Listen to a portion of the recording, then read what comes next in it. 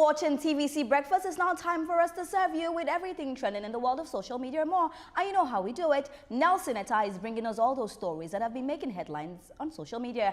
Good morning, Nelson. I hear there's so many stories. Good morning, Rhea. Thank you for bringing it back right here to me on Trending Now. Rhea, I look to see you someday stand in this spot, you know? I'm too little for that spot. Don't worry, we've got a riser, we've got a platform. Right, allow me on this seat, please. Thank you, Nelson. Please take it away. Thank you very much. Good morning, everybody, and thanks for joining us right here on TVC News Trending Now. Let's begin with this very disturbing story. A Nigerian businesswoman has publicly called on the Lagos state government over what she describes as a dramatic increase in shop fees. The entrepreneur and influencer Laura Ikeji cried out after revealing that she now pays 30 million per shop, a sharp rise from 3 million naira she previously paid.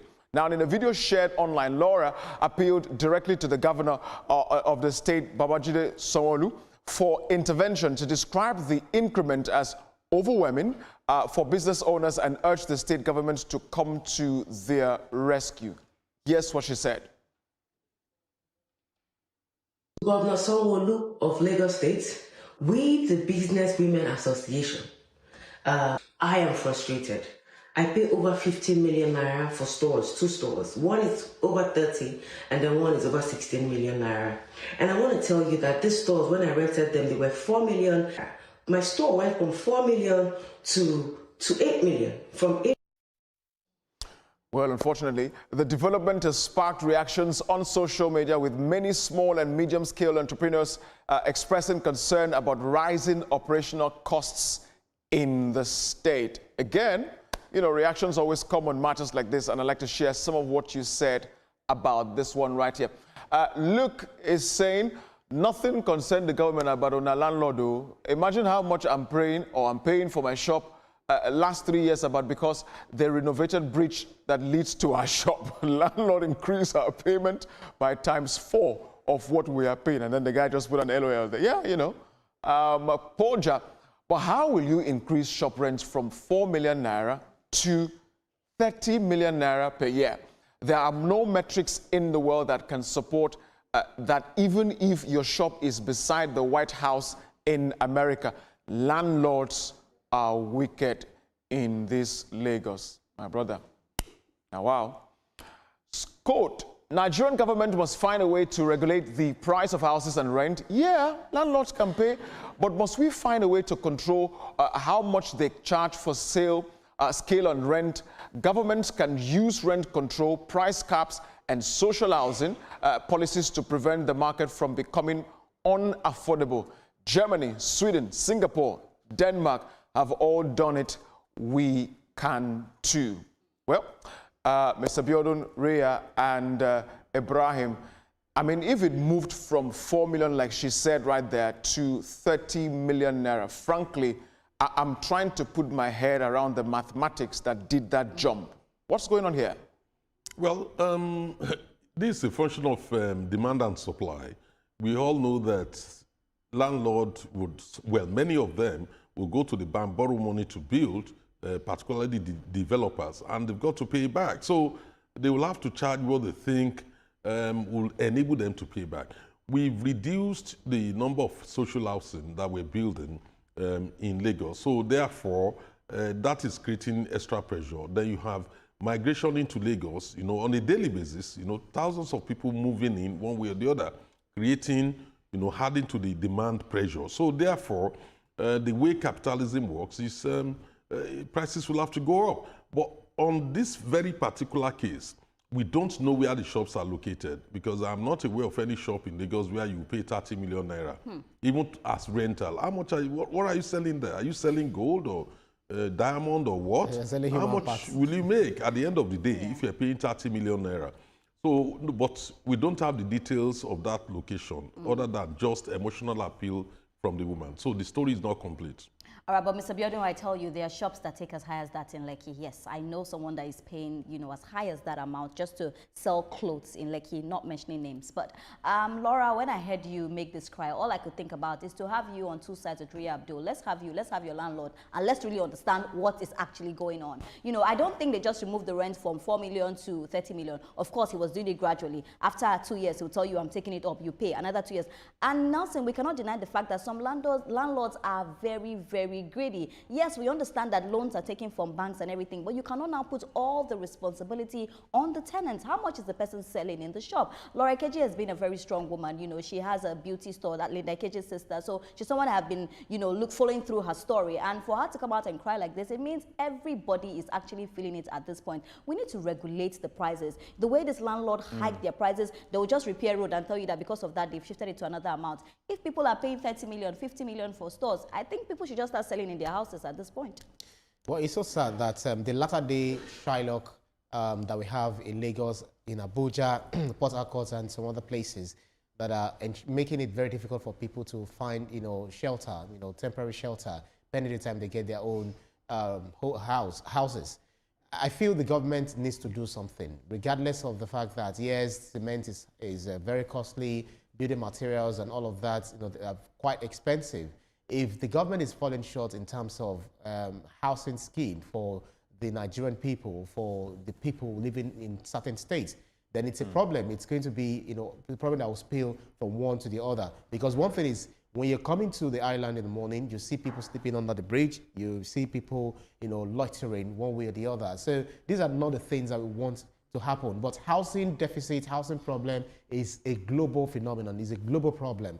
So I feel the Nigerian government can do more, can do better in helping out in terms of regulatory and in terms of also ensuring that we have house schemes that is affordable for all. I know there's a body in Lagos State that is in charge of, regulatory and monitoring what happens. But I think at this point, the governor of Lagos State, I think you need to now, sir, intentionally jump on this, because this is one too many cry recently about, jump in cost of housing and shops, as the case may be. So if it's now too much, sir, let's do something more strongly about it. Something has to be done about but it. The solution is absolutely. The solution is not price control. It's to build more social housing. Make a housing shops, available. yeah. But Lagos does not have that also, much land. And Ibrahim, I think also checkmate some of these landlords. I know why I'm saying this. These people just get up and hike these prices for no reason. So we also need something to checkmate them, actually. Well, thank you very much, Tibu, for your consideration. Now let's go to our next story this morning. And this one is a little bit of a sad one. I am not at peace anymore. These are the words of Nigerian gospel singer Busola Oke, who left fans shocked after opening up about her struggles during a recent live broadcast. The LLA crooner revealed that producing gospel music no longer guarantees financial stability, saying the pressure has left her emotionally drained despite years in the industry.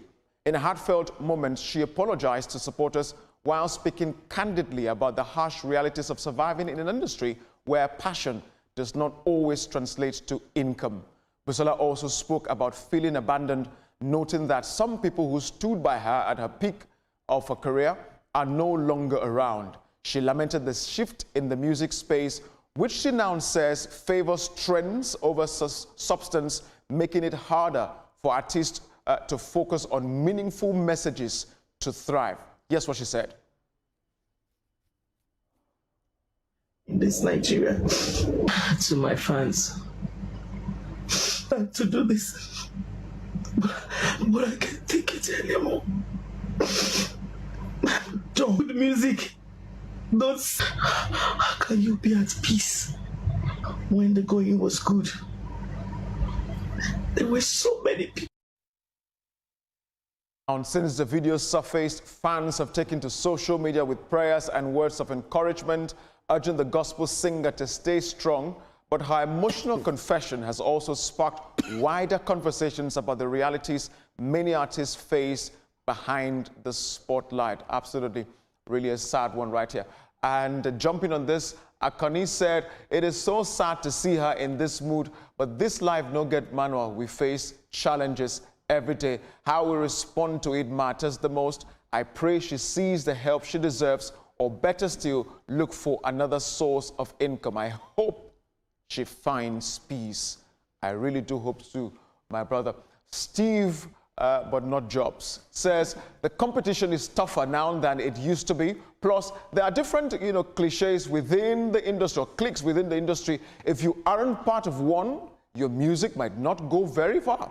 Even if you've produced one of the best songs, I really feel her pain.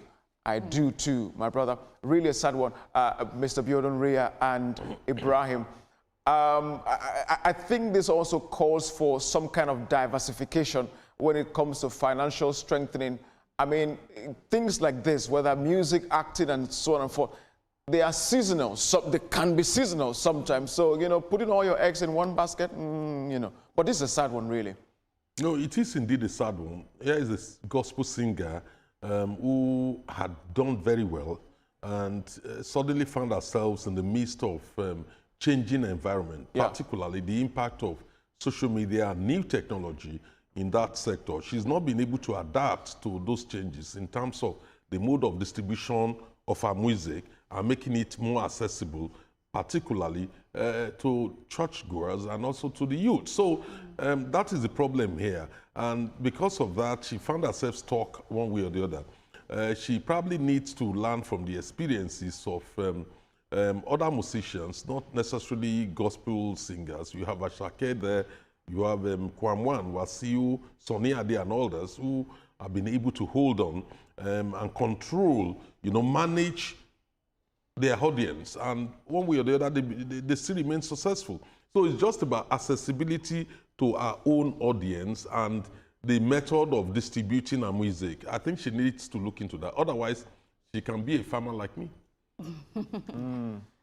Nelson, with this whole thing, I have a problem with the fact that people do not like paying gospel singers. I have a very big problem with it because oftentimes we had a gospel singer that came out to say, even Timi Dakolo at some point, people want to offer you 2 bars of yam or, offer you something unrelated just because they believe that you're a gospel singer and you are singing for God. But even if you're singing for God, you will get hungry at some point, you eat. And I always say that these people, the way you pay your secular musicians, you need to pay these people like that. So it first starts with, are they getting enough money? Because a church invites you to come and sing in the church and the church is expecting, because you are singing for God, you will not receive money. But these people need money, their transportation, their voice, everything.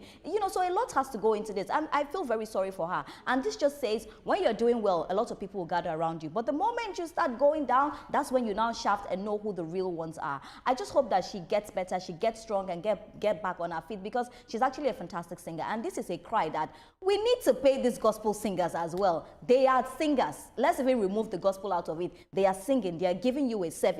And they need to be paid. But unfortunately, the reality of this world, people don't appreciate the fact that you stick to God, the fact that you're singing and then you're reminding people of God. Because certainly, it is something that is, maybe not the godly way that actually sells more. If you look at all the secular music and then you see how much they're raking, and you're looking at the lyric, like, exactly what am I learning from this? Exactly what is it that you're giving me? Maybe just entertainment for this earthly thing. So maybe that's why some houses of worship are now diversifying. Some of them are like, if you have to pay. If you don't pay, you're not getting this ministration, you're not getting this prayer and all of that. So everything is now being monetized. But that's just on the sideline.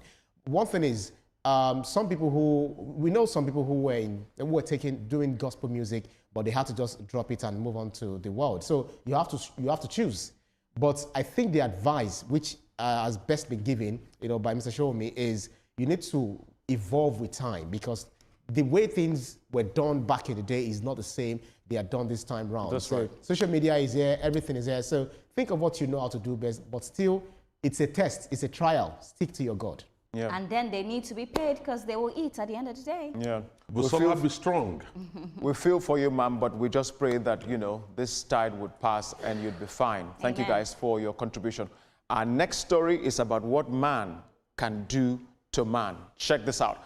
Outrage is growing online after traders reportedly uncovered a shocking act of deception at a locally produced market.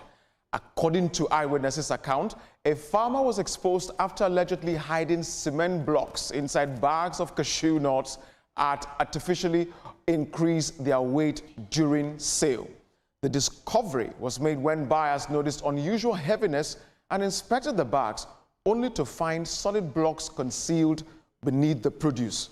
The incident has since sparked heated reactions on social media, with many condemning the act as dishonest and damaging to trust within local trade. Now, beyond the shock, the situation has also reignited conversations about accountability, with some Nigerians reflecting on broader issues of integrity in everyday dealing. As one comment trending online puts it, before blaming leadership, society must also confront the small acts of corruption happening at the grassroots. I couldn't agree more. And Naija overthinker, corruption doesn't begin in Abuja. It begins in everyday transactions. When dishonesty becomes normal at 10,000 naira level, it becomes policy at 10 billion naira level. Boy, you couldn't put it better than that.